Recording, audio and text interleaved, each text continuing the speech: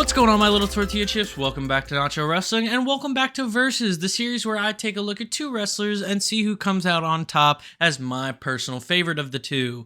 Last episode, we took a look at Kenny Omega versus Seth Rollins. Seth Rollins, of course, being a former member of The Shield, and I figured, what better way to take a look at the other two members of The Shield than pit them against each other and see which one comes out on top as the better member and my preferred favorite. And of course, that means we are taking a look at Roman Reigns versus Jon Moxley, formerly known as Dean Ambrose. But before we get into the meat and potatoes of the video, as always, please be sure to like, comment, subscribe, and hit the bell to stay up to date on all things Nacho Wrestling so you never miss an upload. Just like always, there are 5 rounds to go over, and 4 out of 5 of those rounds do factor in my opinion, with the only exception being round 3, where we take a look at stats from cagematch.net. But those 5 rounds are as follows. Round 1, look and presentation. Round 2, promo and talking ability. Round 3, overall match quality. Round 4, kayfabe accomplishments. And round 5, overall legacy. So without further ado, let's get into round 1, look and presentation. We always start round 1 by taking a look at how both guys have evolved over the years, and it's actually pretty cool that we're taking a look at two guys that debuted on the main roster of WWE together back in 2012, so we really get a good idea of how they evolved during their times in WWE, and of course with Mox. For simplicity's sake, by the way, I will be referring to him as Mox for the rest of this video, and not going Mox, formerly known as Dean Ambrose, every time, because that seems a little redundant and would add like 5 extra minutes to the runtime of this video. Like I said, they both debuted in WWE together, wearing those hideous black turtlenecks during, I think it was Survivor Series that year, 2012, where they triple powerbombed Ryback through the commentary table, and then eventually helped CM Punk win the title against Ryback and John Cena. It was soon after that we would see them adopt the tactical vests, the cargo pants, and the boots, and everything like that. And they all wore different types of tactical pants or tactical vests. They didn't all wear the same exact look the way they did on their debut. Focusing in on Roman for a second, Roman would wear the Shield gear for a long time, even after the Shield's breakup. He would either have some navy blue trim or the occasional white trim on it, and then there was that weird crest that looks eerily like the Hardy Boys logo. I never understood what that was. Comment down below if you kind of know what that shield is for Roman. Is it just a shield? He would really change up this look when he came back in 2020 at SummerSlam, where he was wearing a black t-shirt that said "Wreck everyone and leave" and the cargo pants, seemingly ditching the vest, becoming a new version of Roman Reigns for the first time in like 8 years. But don't worry, there were still Shield remnants in his gear and in his look and presentation at this time, because he was still rocking the OG Shield theme song, which isn't terrible, but just didn't fit this new era of Roman Reigns. Thankfully, he would get a new theme song, and accompanied by some new gear, the Ula Fala, everything. This was really the final evolution of Roman Reigns as a character, if you will. Now he wears the red trim, and now that he's world champion for the Raw brand, you can see him wearing like gold accented trim on his gear, which really solidifies him as like the top face of WWE currently. Then we have Mox. Mox, of course, debuted with Roman and Seth, like I mentioned at the top of the video, but Mox would soon quickly transition out of the Shield gear once the Shield broke up, optioning for some white tank tops, some jeans, and then whatever shoes or boots he could find that day. Mox has actually said openly that he did like wrestling in this gear because he could just show up in what he was wearing that day, change it to the tank top, and then go out and wrestle. Which, hey, comfortability is always a big thing. Mox's theme songs in WWE were also pretty good. Of course, he did use the Shield theme song while in the Shield, but then he also had that, like, Lunatic Fringe, whatever theme song. I'm not sure exactly what it was called. Stayed the same throughout him being a face and then inevitably being a heel, which is really the only time his gear in WWE looked weird, when they added that really weird gas mask and, like, he was worried about all the sickness and germs that the fans were causing. A little bit of foresight from Mox, if we're asking. But this isn't all we have to talk about with Mox. Mox, of course, made his debut for AEW at Double or Nothing 2019 after getting his release from WWE, and Mox's gear took a big jump, a big change from the tank tops and the jeans. He was wearing cargo pants, very reminiscent of the Shield days, but then he would have this leather vest or leather jacket at times that had his name spray painted on the back of it, and it was cool. It was down to earth, it was grounded in reality, there was no over-the-top grandiose feel to it. Even nowadays, with the Death Rider stuff, there isn't a lot to be desired because he does a lot with a little. We talked about Roman's theme songs, and that, of course, is a big part of look and presentation. I think about what Trick Williams said on WWE Unreal. The theme song really makes the wrestler a lot, especially in WWE. But in AEW, this is no more true than when it comes to Mox. Mox had his original theme song, which was great, good, solid, very reminiscent of his Lunatic Fringe theme from WWE, if you ask me. But then, a little while later, he would switch to Wild Thing by X, which was an homage and shout out to deathmatch Japanese legend Atsushi Onita, which was great. I never really liked it personally. Good song, not saying that at all. Just saying that, like, it didn't fit Mox as, like, the true ace of AEW. Nowadays, we of course have the iconic Death Riders theme song, which if you don't think it's iconic, hey, I understand, you're allowed to have your opinion, but also people are mashing it up with other theme songs, they're putting it over other wrestlers, and it instantly makes a wrestler that's never looked cool look cool as shit. So that goes a long way in terms of theme songs and in terms of look and presentation, if you're asking me. It's obvious to say that both guys have evolved quite a lot over the years. Some stayed stagnant for long periods of time, like Roman with the Shield vest and everything like that. But he really did evolve with that and evolve into what we see today with the Tribal Chief. And the level of grandiose presentation, the fireworks, the ones being thrown up, the Ulafala, everything just really enhances the overall look and presentation for Roman, which kind of is going to give him the win here in round one, which does suck because I do like simplicity a lot. I do like just a simple badass coming out in like black pants with the Death Rider owl on his thigh and maybe a t-shirt. You know, nothing crazy, and then Marina Shafir will like slap him around a little and everything like that. I love it, right? I'm not going to say that either of these guys have bad look and presentation. That's not what I'm saying at all. I'm just saying if we stacked up who truly feels like the face of their respective company based off look and presentation, it's going to go to Roman. Round one result. Roman Reigns 1, Jon Moxley 0.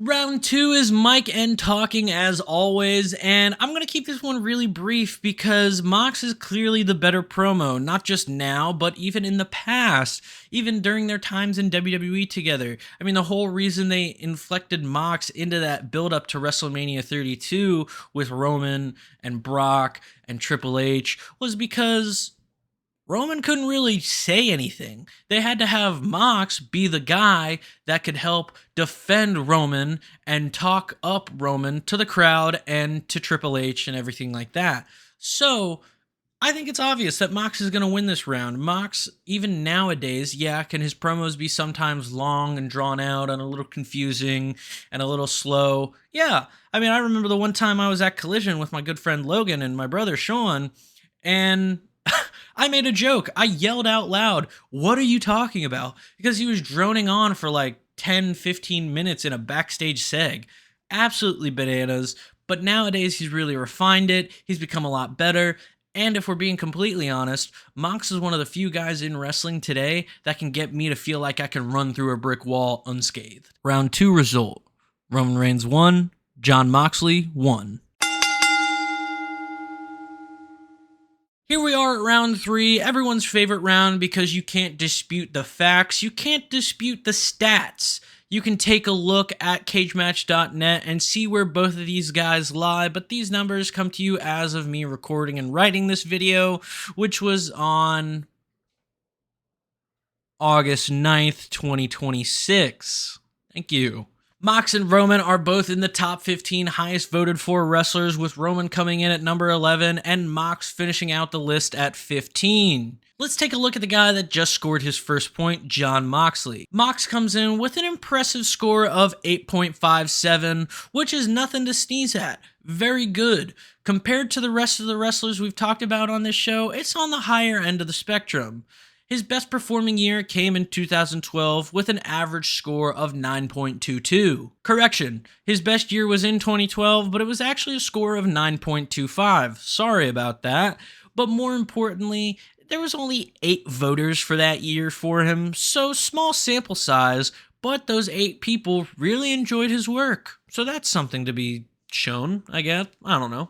Now we have Roman Reigns, who has more overall voters than Mox, but that does not mean that he is going to have a completely garbage score. No, because he's coming in with a very good 7.32, which compared, like I said with Mox, compared to the other guys, isn't as high as someone like Danielson or someone like Samoa Joe or AJ Styles, but is still very good for someone who's been in WWE his entire career and even doesn't wrestle that much today.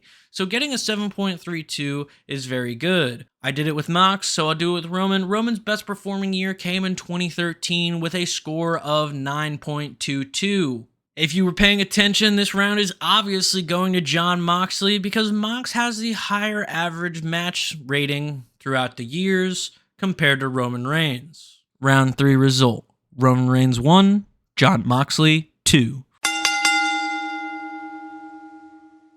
Next up, we have kayfabe accomplishments, which, little peek behind the curtain for you guys, this is my personal favorite round to grade because you get to look at wrestlers, especially in this case, just see how much gold, how many accolades are stacked up between 2 wrestlers. So let's start with Mox. Mox, of course, is a former United States champion, a former Intercontinental champion, a former WWE champion, a former Money in the Bank winner. The only major thing he never got to do in WWE was win the Royal Rumble, but he was runner-up in 2016 with Triple H, which was pretty cool. He is also one of the few, if not only 2 guys to win the Money in the Bank briefcase and then cash in on the same night. It was him in 2016, and then it was, of course, Kane back in 2011 or some shit like that. I really don't remember when Kane did it. I just know that Kane did it. This night was famously known as the night all 3 members of the Shield were WWE champion at some point in the night, which for anyone that grew up with the Shield, which I did, this was awesome to see, all 3 guys holding the belt at once. But let's talk about Mox's accolades outside of WWE because, oh boy, are there a lot. Let's see if I can do this in one take. So he's not only been IWGP World Heavyweight Champion, IWGP Intercontinental Champion, a 2-time IWGP US Champion. He's also a 4-time AEW World Champion, a former International Champion. He is also a current Continental Champion and winner of last year's Continental Classic in AEW and defending his belt in the new Continental Cup. Probably going to be in the finals at All In this year. I think I did it. Let me know if I'm missing anything in the comments below for his major accolades.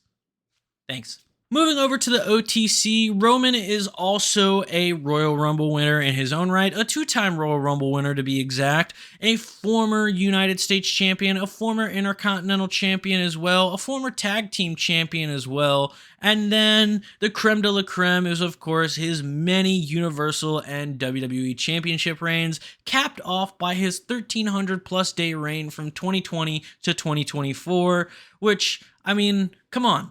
It's the longest modern era fucking reign in wrestling. It's never, no one's ever going to beat it, I don't think. I don't think we're ever going to see someone hold a belt or a combination of belts for 1,300 plus days anymore. I genuinely don't think it's going to happen.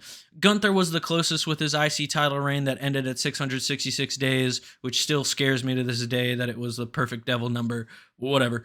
So that's the closest we've ever gotten, and I think that's the closest we're ever going to get.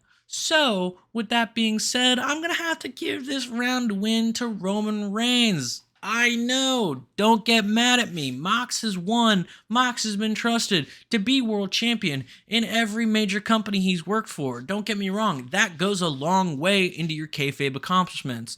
But Roman is going to have this accolade probably for the rest of wrestling's existence. He's going to be part of the top 3 or top 4 longest reigning WWE champions of all time. That is a fact. And that goes a long way to making his kayfabe accomplishments just a little more important than Mox's.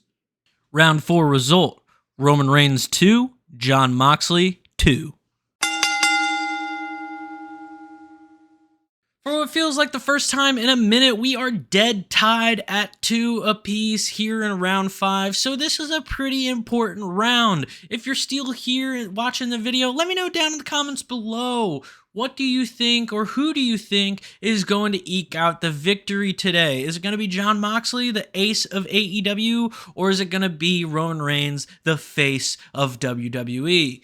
Let's find out. I want to preface the rest of this round by saying that both these guys are instrumental to the landscape of wrestling today. Not just WWE, but all of it. If Mox hadn't left WWE in 2019 and showed up in AEW at Double or Nothing, we really wouldn't have this renaissance of professional wrestling that we saw pre-pandemic and even after pandemic a little bit.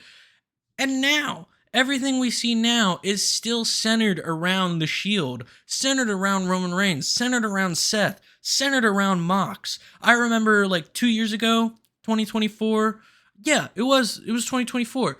Seth was world champ, or 2023, whatever. Seth was world champion, Roman was champion, and Mox was IWGP champion. They were all champions for major companies, 2 being WWE, 1 being New Japan. And it was fucking awesome. You could really see how these guys have helped elevate wrestling to a higher level. Some more than others for sure.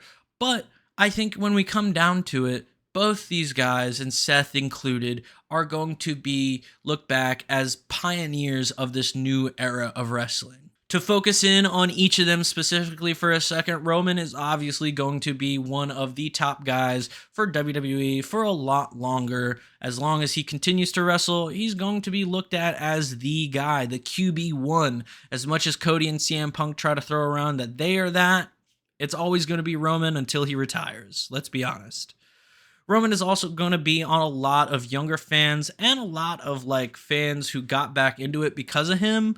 They're going to be having Roman on their Mount Rushmore of wrestling, which is fine. You're allowed to have who you want on your Mount Rushmore of wrestling. Or, being CM Punk, the 6 grandfathers, which, cool, but just